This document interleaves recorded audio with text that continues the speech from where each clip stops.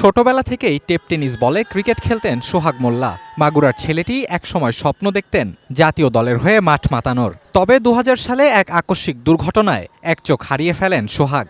স্বপ্ন ফিকে হয়ে গেলেও হাল ছাড়েননি, লেগে থেকেছেন ক্রিকেটের সঙ্গে। পেপার কাটিং থেকে সন্ধান পেয়েছিলেন ফিজিক্যালি চ্যালেঞ্জড ক্রিকেটের, সেখান থেকেই ব্লাইন্ড ক্রিকেটে। দৃষ্টিহীন ক্রিকেটারদের নিয়ে ধানমন্ডি স্পোর্টস মাঠে ক্যাম্প শুরু করেছে বিবিসিসি। লক্ষ্য পাকিস্তানের মাটিতে অনুষ্ঠিত হতে যাওয়া চতুর্থ ব্লাইন্ড বিশ্বকাপ। B1 ক্যাটাগরিতে 4 জন, যারা টোটালি চোখ অফ, যারা পৃথিবীর দৃষ্টিশক্তি তাদের নাই। B2 ক্যাটাগরিতে আছে যারা 3 মিটার পর্যন্ত তারা পার্শিয়ালি কভার আপ করতে পারে। B3 ক্যাটাগরিতে যারা 6 থেকে 10 মিটার পর্যন্ত তারা কভার আপ করতে পারে। ব্রেকফাস্ট, টিফিন কিংবা স্ন্যাক টাইমে মজাদার আয়োজন মানে অল টাইম ব্রেড।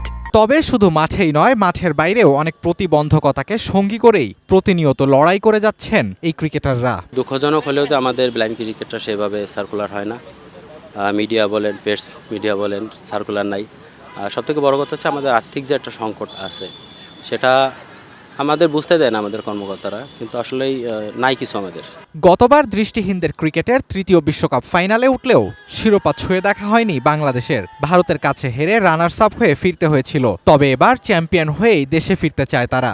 আশা করি এবার আমরা অনেক ভালো করতে পারবো। আমরা 2022-এ রানার্স কাপ হয়েছিলাম, এবার আমরা চ্যাম্পিয়নের জন্য নড়বো ইনশাল্লাহ। পূর্বের যে ধারাবাহিকতা বজায় রেখে ইনশাল্লাহ আমরা এবার চ্যাম্পিয়ন হওয়ার লক্ষ্যেই আমাদের এবারে যাত্রা ইনশাল্লাহ। ব্লাইন্ড বিশ্বকাপকে সামনে রেখে ভারত থেকে দুজন কোচ নিয়ে এসেছে বিবিসিসি। তাদের নিবিড় পর্যবেক্ষণে 9 নভেম্বর থেকে অনুশীলন শুরু করেছে ব্লাইন্ড ক্রিকেট দল।